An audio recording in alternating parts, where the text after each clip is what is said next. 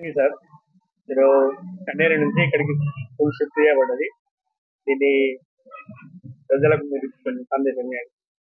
ఇవాళ తెలుగు సమాజ్ శిక్షణ సంస్థ గురించి ఒక చాలా మంచి రోజు, శుభమైన రోజు.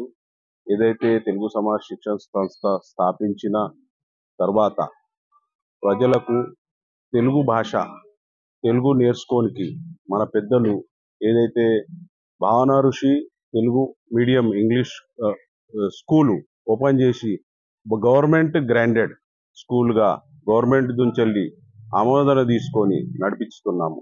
ఇన్ని రోజులు రాక మనము కన్నేరిలో పీటీ హై స్కూల్ భావన ఋషి తెలుగు మీడియం హై స్కూల్గా మనము నడిపించాము.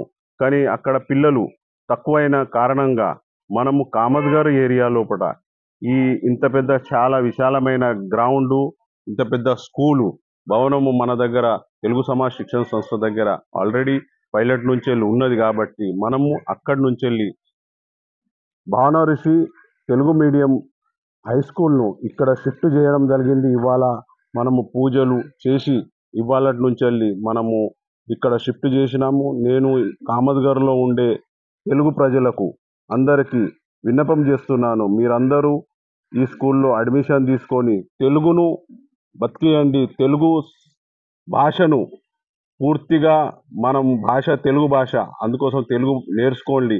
ఇక్కడ ఈ స్కూల్ లోపల మనము ఫ్రీగా బుక్స్, ఫ్రీగా యూనిఫాము అన్ని తెలుగు సమాజ్ శిక్షణ సంస్థ తరపున మేము ఇస్తున్నాము.